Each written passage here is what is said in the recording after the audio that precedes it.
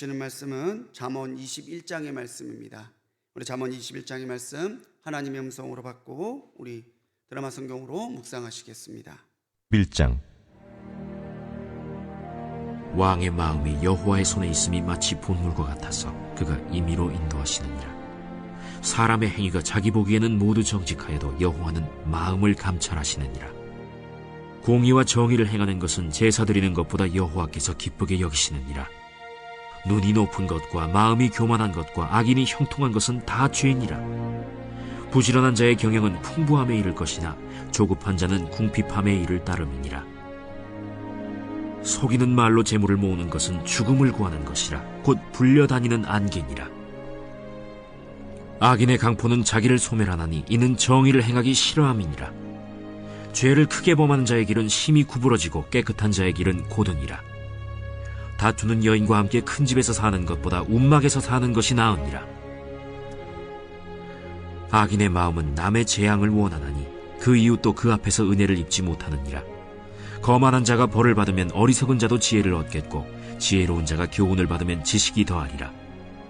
의로우신 자는 악인의 집을 감찰하시고 악인을 환난에 던지시느니라. 귀를 막고 가난한 자가 부르짖는 소리를 듣지 아니하면 자기가 부르짖을 때에도 들을 자가 없으리라. 은밀한 선물은 노를 쉬게 하고 품 안의 뇌물은 맹렬한 분을 그치게 하느니라. 정의를 행하는 것이 의인에게는 즐거우며 죄인에게는 패망이니라. 명철의 길을 떠난 사람은 사망의 회중에 거하리라. 연락을 좋아하는 자는 가난하게 되고 술과 기름을 좋아하는 자는 부하게 되지 못하느니라. 악인은 의인의 속전이 되고 사악한 자는 정직한 자의 대신이 되느니라. 다툼에 성내는 여인과 함께 사는 것보다 광야에서 사는 것이 나으니라. 지혜 있는 자의 집에는 귀한 보배와 기름이 있으나 미련한 자는 이것을 다 삼켜버리느니라. 공의와 인자를 따라 구하는 자는 생명과 공의와 영광을 얻느니라. 지혜로운 자는 용사의 성에 올라가서 그 성이 의지하는 방벽을 허느니라. 입과 혀를 지키는 자는 자기의 영혼을 환난에서 보전하느니라. 무례하고 교만한 자를 이름하여 망령된 자라 하나니 이는 넘치는 교만으로 행함이니라. 게으른 자의 욕망이 자기를 죽이나니 이는 자기의 손으로 일하기를 싫어함이니라. 어떤 자는 종일토록 탐하기만 하나 의인은 아끼지 아니하고 베푸느니라. 악인의 재물은 본래 가증하거든 하물며 악한 뜻으로 드리는 것이랴. 거짓 증인은 패망하려니와 확실히 들은 사람의 말은 힘이 있느니라. 악인은 자기의 얼굴을 굳게 하나 정직한 자는 자기의 행위를 삼가느니라. 지혜로도 못하고 명철로도 못하고 모략으로도 여호와를 당하지 못하느니라. 싸울 날을 위하여 마병을 예비하거니와 이김은 여호와께 있느니라. 할렐루야.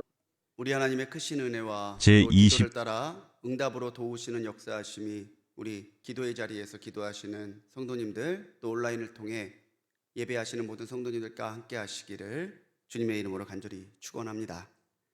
오늘 이 새벽에 잘 나오셨습니다. 하나님이 들으시고 반드시 역사하실 줄 믿습니다.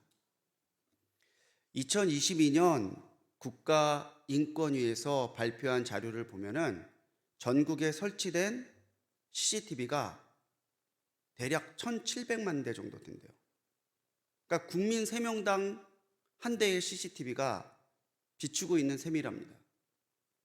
여기에 차량에 붙어있는 블랙박스 또 개인이 설치한 여러 가지 카메라들까지 다 합해서 생각을 해보면은 하루에 평균 우리가 180회 정도 카메라에 찍힌대요. 한번 생각해 보세요. 사람이 만든 카메라도 우리가 피하지 못하고 살아요. 무려 180회가 넘는 숫자를 찍히면서 하루를 살아간다는 거죠. 근데 과연 높고 높은 보좌 위에서 낮은 날을 보고 계시는 하나님의 감찰하심을 우리가 피하고 살 수 있을까? 오늘 우리가 같이 묵상한 잠언 21장에는 솔로몬의 375개의 잠언 중에서 329절에서 359절의 잠언이 기록되어 있는 장입니다. 그런데 이 21장 전체에서 2절의 말씀을 보면 하나님은 감찰하시는 하나님이라고 말해요. 감찰.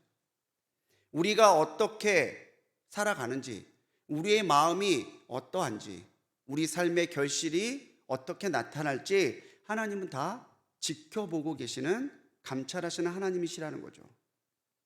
오늘 이 새벽 우리가 함께 잠언 21장을 묵상하면서 하나님의 감찰하심에 대해서 2절에 있는 말씀, 여호와는 마음을 감찰하시느니라, 이 말씀을 제목 삼아서 함께 은혜 나눠보려 합니다. 무엇보다 오늘 말씀 2절 그대로 하나님은 마음을 감찰하시는 분이시죠. 우리의 마음. 한길 사람 속은 모른대요. 10길 물속은 알아도. 우리가 때때로 사람의 친하게 지내고 잘 알고 있다고 하는 사람인데 내가 몰랐던 부분을 발견할 때가 있습니다. 오, 저 사람이 저런 사람이었네? 뭐야, 저런 생각하고 있었어? 마음은 우리가 보질 못하고 알질 못해요. 그런데 우리 하나님은 그 마음마저도 감찰하시는 분이시라는 거죠. 사무엘상 16장 7절 말씀에서 우리가 잘 알고 있듯이 여호와는 중심을 보신다라고 말합니다. 정확한 의미를 보면 사람은 외모를 보지만 하나님은 중심을 보신다는 말은 사람이 보는 외모뿐만 아니라 중심까지도 하나님이 보신다는 말이 더 정확한 의미예요. 사람들이 보는 것도 하나님은 능히 보시겠죠. 하지만 사람들이 보지 못한, 감추고 있는 은밀한 마음까지도, 그 중심까지도 하나님은 감찰하신다는 거예요. 1절 말씀에선 왕의 마음이 여호와의 손에 있고 하나님이 임의로 인도하신다, 이렇게 말씀하고 있습니다. 그 당시 왕은 절대 주권자죠. 왕이 어떻게 생각하고 마음 먹냐에 따라서 어떻게 일이 결정될지 아무도 몰라요. 왕이 하겠다면 하는 거죠. 그런데 그 절대자인 왕의 마음까지도 하나님은 다 알고 계시고 여호와의 손에 있고 하나님이 뜻대로 주관해 가신다는 거예요.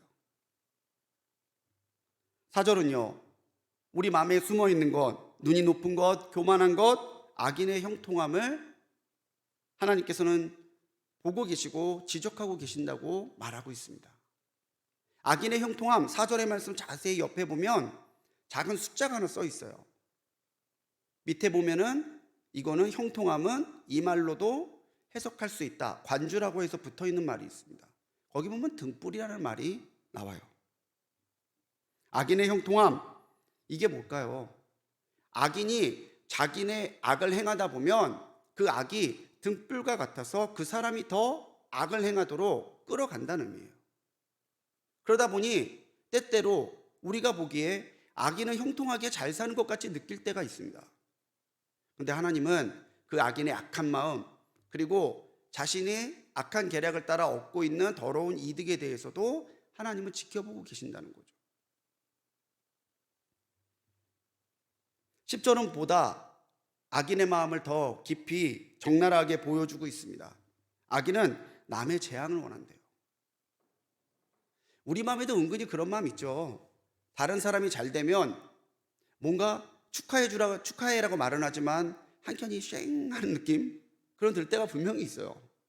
그런데 그건 인지상정이고, 우리가 참으로 사랑하고 우리가 하나님의 은혜 가운데 살아가다 보면 주님 안에 지체된 이에게 선한 은혜가 있으면 우리는 진심으로 기뻐해 줄 수 있습니다. 근데 악인은 그렇지 않다는 거죠. 다른 사람이 망하는 것, 다른 사람이 어려움을 겪는 것을 보고 좋아하고 도리어 자기가 더 적극적으로 나서서 그 어려움에 빠지도록 만드는 악인들이 있다는 거예요. 함정을 파고 뒤에서 악한 계획을 숨기고. 하지만 하나님께서는 이 모든 것을 감찰하신다는 거죠. 우리가 하나님을 향하여 어떤 마음을 가지고 사는지, 그리고 우리가 오늘 살아가고 있는 우리의 마음 속에 선한 것이 있는지 악한 것이 있는지 하나님께서는 능히 보시고 감찰하시고 오늘 우리에게 그 마음에 따라, 그 믿음에 따라 갚아주시는 공의의 하나님이시라는 거예요.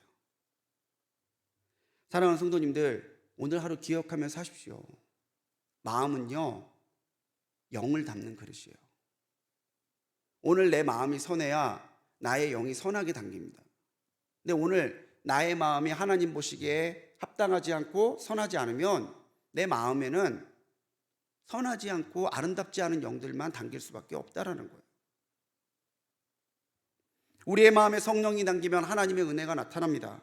우리의 마음에 욕망과 제약이 담기면 하나님의 은혜도 하나님의 도우심도 바라지 못하고 살아가는 하나님과 무관한 사람이 되는 거죠. 마태복음 5장 8절에서 예수님은 마음이 청결한 사람이 하나님을 볼 것이라 그랬어요. 오늘 하나님 우리에게 나타나시옵소서. 우리가 하나님을 보게 하옵소서. 하나님의 은혜를 입게 하옵소서. 우리가 이 시간 기도한다면요, 가장 빠른 거는 우리의 마음이 주님의 은혜와 또 성령이 역사하신 가운데 청결해져서 하나님을 볼 수 있어야 돼요. 그래서 오늘 이 새벽 다시 한번 결단하시기 바랍니다. 하나님, 나의 마음에 하나님이 기뻐하시는 것, 하나님이 선하게 찾으실 수 있는 것들이 담길 수 있도록 역사해 주옵소서. 우리의 마음에서부터 새롭게 하나님 앞에 세우고 출발하는 오늘 하루가 되시기를 바랍니다. 오늘 하나님께서 우리의 마음에 나가서 또 21장이 말해주고 있는 것은요, 하나님이 우리의 삶의 모습을 감찰하신다는 거예요. 어떻게 살아가고 있나?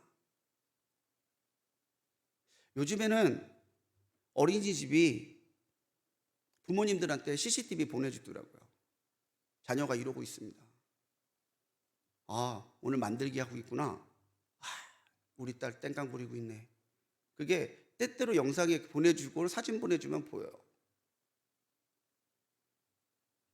우리가 하루 어떻게 살아가고 있는지, 되는 대로 살아가고 있는지, 아니면 하나님이 되게 하시는 대로 살아가고 있는지, 하나님은 분명하게 우리의 삶을 보고 계신다는 거죠. 하나님 앞에 숙일 수 있는 게 뭐가 있겠어요? 신행일치라는 말이 있습니다. 신행일치. 믿음과 행함이 하나가 되어야 된다는 것이 하나님 보시기에 합당한 믿음의 모습이죠. 예수님 오셨을 때에 왜 바리새인들과 서기관들이 예수님께 그렇게 질책을 받았을까요? 그들이 알고 있는 것, 그들이 말하는 것과 그들의 삶이 하나 되지 못했기 때문이에요. 외식하는 삶이었기 때문이라는 거죠. 3절은 공의와 정의를 행하는 것이 제사보다도 하나님이 기뻐하신다고 말해요. 아무리 예배 열심히 드려도, 아무리 좋은 제물로 제사 드려도 오늘 그 사람의 삶에 공의와 정의가 나타나지 않으면 하나님 기뻐하시지 않는다는 거죠. 유진 피터슨 목사님은 이 3절의 말씀을 하나님 앞에서 깨끗하게 살고 이웃에게 정의롭게 행하는 것이 종교의식보다 중요하다라고 번역하고 있습니다. 그 어떠한 종교의식보다도 중요한 것은 우리가 하나님 앞에 깨끗하게 살고 이웃에게 정의롭게 행하는 것이라는 거예요. 나만을 위해 사는 삶이 아니라 정말 하나님께서 보실 때에 하나님을 기쁘시게 하고 이웃에게 정의를 행할 수 있는 거룩한 삶, 정말 하나님 보시기에 합당한 삶이 있어야 하나님의 감찰하심에 합격점을 받는 우리가 될 수 있다는 거예요. 6절에서는요, 속이는 말로 이익을 얻는 것에 대해서 경고하고 있습니다. 7절은요, 정의를 싫어하는 악인은 강포하다라고 말하죠. 15절은 이런 악인과 달리 의인은 정의를 행하는 것을 즐거워한다고 얘기해요. 말씀이 한 절 한 절 비춰보세요. 13절에서는 가난한 자의 부르짖음을 외면하는 그 사람이 똑같이 당할 것이다라고 경고하고 있습니다. 21절에서는요, 하나님의 공의와 인자를 구하는 사람이 생명과 공의와 영광을 얻을 것이다라고 약속하고 있어요. 한 절 한 절 읽으면서 여러분들은 어떻게 이 잠언의 말씀을 내 마음에 받아들이고 계십니까? 좋은 말이네, 맞는 말이네, 이러고 지나가시나요? 말씀은요, 우리를 비추는 거울이에요. 잠언 21장의 그 31절의 말씀 하나하나 읽으실 때마다 여러분, 내 모습을 이 말씀에 비춰 보셔야 된다는 거죠. 내 삶을 이 말씀에 비추어 보셔야 합니다. 나갈 때 그냥 나가는 사람 아무도 없잖아요. 저도 오늘 새벽에 나오면서 그 새벽에 나오는데 거울을 한 10대 번은 본 것 같아요. 아침에 일어나서 한번 보고, 씻고 나서 보고. 근데 오늘 우리가 하루를 살아가면서 하나님의 말씀에 나의 삶을 몇 번이나 비추어 보고 살고 있냐는 거죠. 데살로니가전서 5장 21절로 22절 말씀에서 사도 바울은 범사에 헤아려 좋은 것은 취하고 악은 어떤 모양이라도 버리라고 말합니다. 우리의 삶이 그래야 된다는 거죠. 오늘을 살아가면서 하나님의 말씀에 나의 삶을 비추어 보면서 정말 모든 것을 잘 헤아려. 좋은 것은 내가 취하고, 내게 하나님 기뻐하시지 않는 악이 있다면 어떤 모양이라도 그것은 버리려고 하는 결단이 우리에게 있어야 돼요. 하나님의 감찰하심이 우리에게 두려움이 되는지, 아니면 하나님의 감찰하심이 우리에게 든든한 보장이 되고 은혜가 되는지 오늘 우리의 삶을 점검해 볼 필요가 있습니다. 사랑하는 우리 성도님들, 우리가 하나님께 의롭다 하심을 입은 공의로운 하나님이 기뻐하시는 참 성도라면요, 우리의 삶은 하나님의 공의와 정의를 이루어가는 것이죠. 우리의 삶은 이웃에게 덕을 끼치는 것이어야 되고, 우리의 삶은 주님을 알지 못하는 이들에게 주님을 알려줄 수 있는 다리와 같은 삶이 되어야 돼요. 오늘 하루 하나님이 언제 어디서나 나를 보시더라도 하나님의 마음을 흡족하게 만드는 거룩한 삶을 살아가는 성도님들 되시기 바랍니다. 21장은 한 장 더 들어가요. 한 걸음 더 들어가요. 마음, 삶, 그리고 나서 믿는 자들이라면은 마땅히 갖추어야 될 덕목에 대해서 말하는데, 그게 뭐냐면 성실함과 진실함입니다. 성실함과 진실함. 성도의 성실함과 진실함은 단순히 종교적인 면에만 국한되지 않죠. 신앙뿐만 아니라 개인, 사회, 경제, 정치 모든 분야에 그리스도인의 성실함과 진실함은 드러나고 빛나야 돼요. 5절은 부지런한 자의 경영은 풍부함에 이른다라고 말합니다. 그러니까 하나님이 원하시는 것은 성실함이라는 거예요. 내게 주신 일, 월급날만 하루 기쁘고 월급날 다음부터는 힘들고 그런 삶이 아니라, 오늘 하나님께서 내게 주시는 하루의 삶 가운데 내가 할 수 있는 최고의 성실함을 보여드리는 것도 하나님 보시기에 합당한 성도의 삶이라는 거죠. 17절은요, 연락을 좋아하는 자는 가난해진대요. 술과 기름을 좋아하는 자는 부하지 못한대요. 하나님이 주시는 분복을 누리며 사는 것이 나쁜 건 아니죠. 그런데 내 욕심을 채우기 위해 주신 것을 가지고 낭비하는 삶은 하나님께서 기뻐하시지 않는다는 거예요. 25절에도 한 번 더 불성실에 대해서 경고하고 있습니다. 게으른 자의 욕망이 자기를 죽인다고까지 표현하고 있어요. 오늘 우리가 하나님 앞에 주신 사명을 성실하게 이루어가는 것. 가정에 있다면 가정이 나의 사역지고, 직장에 있다면 직장이 나의 사역지고, 오늘 하루를 살아갈 때에 하나님이 나로 하여금 서게 하시는 그 모든 것은 하나님이 나를 보내신 것이죠. 근데 거기에서 우리가 성실하게 살아가는 모습으로 하나님의 뜻을 이루어가는 삶을 살아야 된다는 거예요. 그럴 때에 12절에 나와 있는 대로, 12절에 나와 있는 대로 하나님은 의로우신 자는 하나님께서 보신다는 거죠. 의로우신 하나님이 다 보시고, 악인의 짐은 감찰하시고 악인은 환란에 던져버리신대요. 성실한 자에게는 하나님이 은혜 베푸시지만 성실하지 못한 자에 대해서는 하나님이 물으신다는 거예요. 달란트의 비유 기억나시죠? 왜 한 달란트 받은 사람이 하나님 앞에 질책을 받았습니까? 한 달란트 더 못 남겨서? 하나님 앞에 주신 달란트를 가지고 성실하게 살지 않은 거예요. 하나님의 뜻을 오해했던 거예요. 그래서 하나님 앞에 질책받은 거죠. 이웃과의 관계에서도 우리에겐 신실함이 있어야 합니다. 23절은 이웃과의 관계를 선하게 지키는 비결을요, 입과 혀를 지키는 거라고 말해요. 말 조심하면서 살아야 된다는 거죠. 제가 언제 설교할 때 말씀드렸죠. 자, 이거 자기만 알고 있어?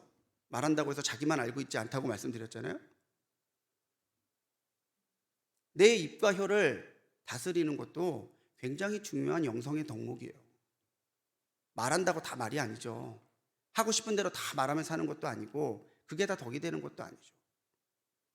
신실, 믿을 수 있다라는 것은요, 내가 저 사람한테 무슨 말을 하더라도 저 사람이 나를 지켜줄 거야라는 그 믿음에 대해서 우리가 보일 수 있는 보답이에요.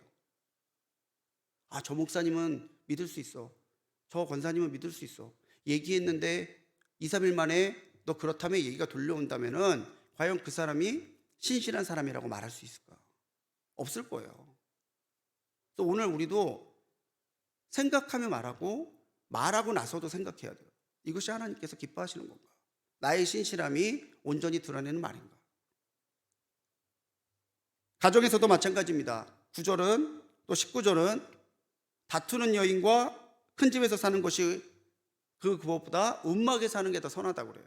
19절은요, 차라리 광야에서 사는 게 낫다고 얘기해요. 이게 여자가 잘못했다는 말이 아니에요. 잘못 들으시면 안 됩니다. 가정이 그렇게 하나님 앞에 하나님 주시는 은혜를 이뤄갈 수 있도록 가족은 모두가 가정에서 신실한 삶을 이어가야 된다라고 하는 권면이에요. 가정도 어디에서도, 가족으로서도, 교회의 구성원으로서도, 내가 살고 있는 사회의 구성원으로서도 내가 신실함을 보일 때에 그 사람을 통해서 하나님이 영광 받으시는 일들이 나타나게 된다는 거죠. 사랑하는 성도님들, 오늘 하루 성실하게 사십시오. 하루를 마치고 침대에 누웠을 때에 부끄러움이 없는 하루로, 하루를 마치고 하루를 돌아볼 때에 누구와의 관계에서도 부끄러움이 없는 신실함으로 살아갈 때에 감찰하시는 하나님께서는 그 성실함과 그 신실함을 보시고 은혜를 주시고 또 그 사람에게 더 놀라운 일들을 일으켜 가실 것을 믿는 우리 성도님들이 되시기 바랍니다. 4세기의 수도사였던 리베리우스는요, 하나님은 가득 채운 손보다도 깨끗한 손을 살피신다라고 말했어요. 그러니까 하나님이 보신 것은 우리의 손에 뭐가 가득 차 있느냐 이걸 보는 것이 아니라 그 사람의 손이 얼마나 깨끗하냐를 보신다는 거죠. 하나님이 우리를 보실 때에 우리의 마음에서도 우리의 삶에서도 그 삶을 살아가는 모습 가운데 하나님과 이웃을 향한 관계 속에서 성실함과 신실함에 있어서도 부끄럽지 않을 때에 감찰하시는 하나님은 그 모든 것을 보시고 은혜를 주실 것이고, 우리는 하나님의 감찰하심이 두렵고 떨리는 게 아니라 오히려 든든한 보장이 되고 하나님 앞에 하나님의 은혜를 입는 방편으로서 살아갈 수 있는 우리가 될 것을 믿으시기 바라요. 오늘도 하나님은 보십니다. 그 높고 높은 보좌에서도요, 이 낮은 나를 보시고 나와 함께 동행해 주세요. 감찰하시는 하나님, 그 하나님의 마음을 기억하시고 하나님의 눈길을 기억하시고 하나님과의 관계에서도, 이웃과의 관계에서도, 세상의 관계에서도 하나님 보시기에 합격점을 얻는 우리 모든 성도님들 되시기를 주님의 이름으로 간절히 축원합니다. 기도하시겠습니다. 주님, 우리의 심령을 보시고 감찰하시는 줄 믿습니다. 우리의 외모뿐만 아니라 우리의 중심도 하나님 앞에 합당하심을 입는 우리 성도 되도록 오늘 하루를 인도해 가시옵소서. 오늘 우리의 삶이 정결해지기를 사모합니다. 성령께서 우리의 마음에 내주하시고 우리의 행함을 주관하셔서 하나님 보시기에 정결하지 않는 것들은 절제하게 하시고 악은 어떤 모양이라도 버리게 하시고 하나님 기뻐하시는 삶을 살아가게 하옵소서. 오늘을 살아가며 우리에게 성실함이 있게 하시고 진실함이 있게 하셔서 하나님과 이웃 모두에게 기쁨이 되는 우리가 되게 하여 주시고, 또한 우리의 삶을 통해 하나님에게는 영광이요 이웃에게는 덕이 나타날 수 있도록 은혜와 능력을 덧입혀 주시옵소서. 오늘도 주님 이 새벽에 드린 귀한 예물 드리겠습니다. 소득의 10분의 1 감사하는 마음으로 드립니다. 감사의 예물 또 이삭의 예물 나누기를 사모하며 드립니다. 사랑하는 손주들의 이름을 적어 주님 앞에 올려드리며 드리는 1000번째 예물 기억하여 주시고, 이 예물에 담겨있는 마음과 믿음을 기억하사 하나님의 선한 은혜를 입게 하여 주옵소서. 오늘도 주님의 감찰하심 속에서 살아갈 때에 부끄러움 없는 하루 살게 하실 줄 믿사옵고 우리를 구원하신 예수님의 이름으로 간절히 기도드렸습니다. 아멘.